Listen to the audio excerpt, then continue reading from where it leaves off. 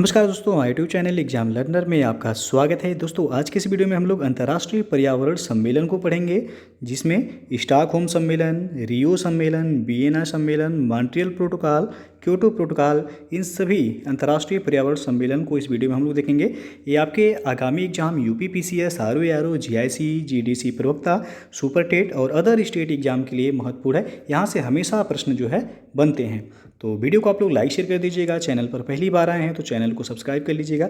साथ में bell icon को प्रेस जरूर कर लीजिएगा, जिससे आने वाले अगले वीडियो का नोटिफिकेशन आपको पहले मिलता रहे।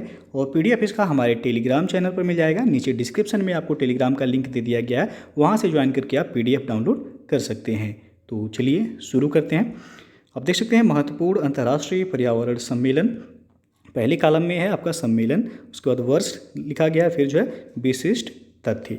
तो सबसे पहला जो है स्टॉकहोम सम्मेलन, जो कि स्वीडन में आयोजित हुआ था और यह वर्ष 1972 में आयोजित किया गया था।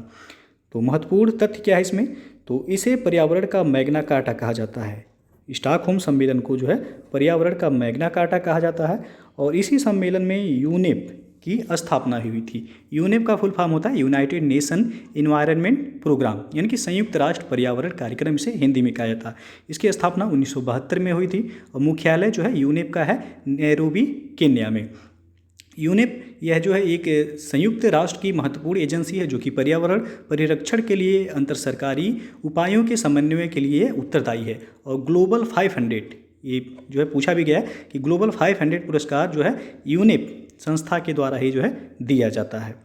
और 5 जून को पर्यावरण दिवस मनाने का निर्णय स्टॉकहोम सम्मेलन में ही लिया गया था। और अगला जो है आपका वियना सम्मेलन है। ये आपका ऑस्ट्रिया में आयोजित हुआ था और वर्ष 1985 में आयोजित किया गया। इसका महत्वपूर्ण तथ्य यह है कि ओजोन स्तर के संरक्षण की प्रतिबद्धता। फिर है आपका मॉन्ट्रियल सम्मेलन, जो कि कनाडा में आयोजित किया गया था और यह वर्ष 1987 में आयोजित किया गया था। ओजोन संरक्षण के लिए प्रथम अंतर्राष्ट्रीय सम्मेलन था यह मॉन्ट्रियल सम्मेलन। और 16 सितंबर को ओजोन दिवस मनाने का निर्णय मॉन्ट्रियल सम्मेलन 1987 में ही लिया गया था। आपको पता होगा प्रत्येक वर्ष जो है 16 सितंबर को अंतर्राष्ट्रीय ओजोन संरक्षण दिवस के रूप में जो है मनाया जाता है। उसके बाद अगला है रियो सम्मेलन, या इसे हम पृथ्वी सम्मेलन भी कहते हैं। ये ब्राज़ील में आयोजित हुआ था 1992 में।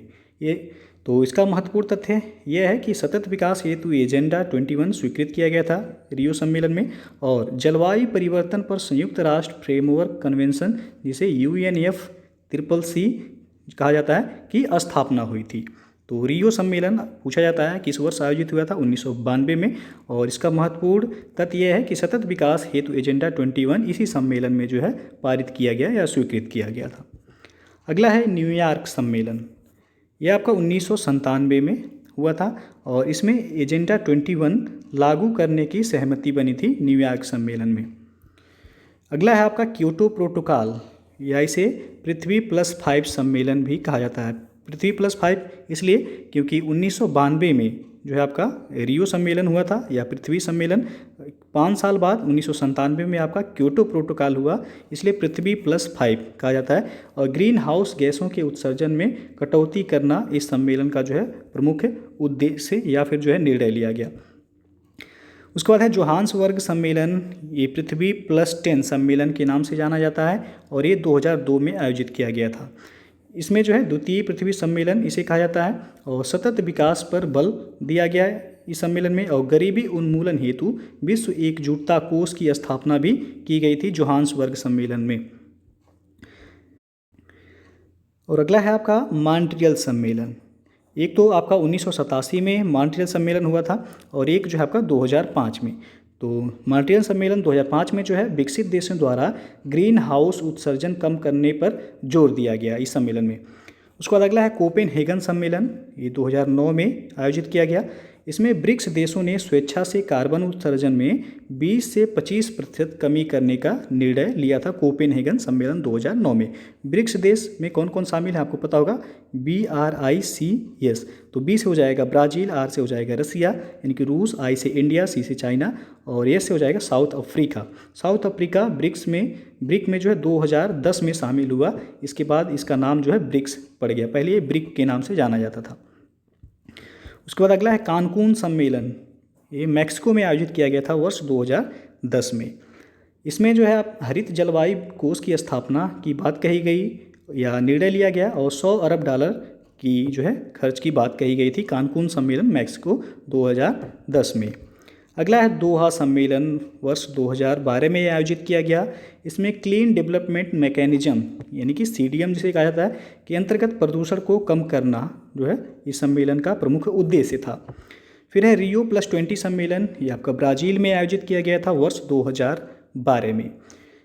पृथ्वी सम्मेलन के 2 दशक पूरे होने पर संयुक्त राष्ट्र का सतत विकास सम्मेलन आयोजित किया गया और द फ्यूचर वी वांट मसौदा प्रस्तुत किया गया था Rio+20 सम्मेलन में और हरित अर्थव्यवस्था पर बल दिया गया था।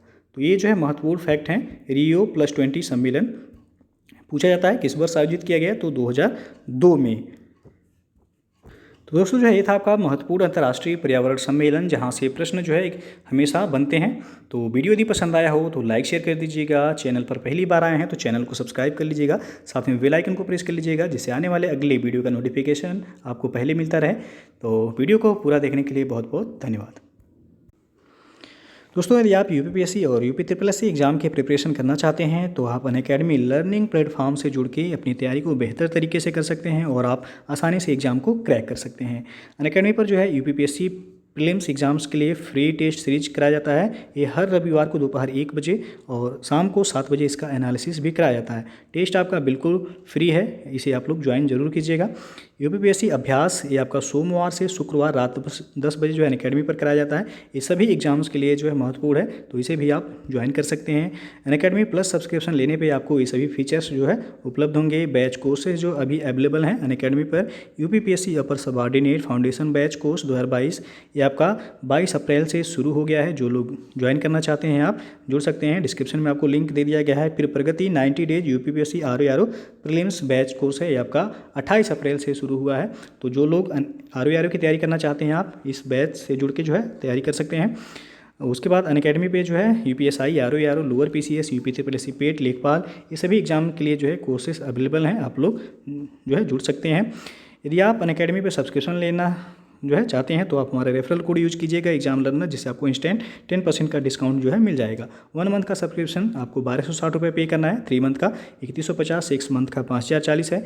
उसके बाद 1 साल का सब्सक्रिप्शन 6300 और 2 साल यानी कि 24 मंथ का सब्सक्रिप्शन आपको 7560 रुपये हमारे रेफरल कोड के साथ जो है पे करना है। तो ये रेफरल कोड आप लोग यूज जरूर कीजिएगा। तो अनअकैडमी पर जो है यदि आप जुड़ना चाहते हैं तो आप प्ले स्टोर से सबसे पहले अनअकैडमी का लर्निंग ऐप इंस्टॉल कर लीजिएगा। उसके बाद आप अपनी तैयारी को जो है बेहतर तरीके से कर सकते हैं।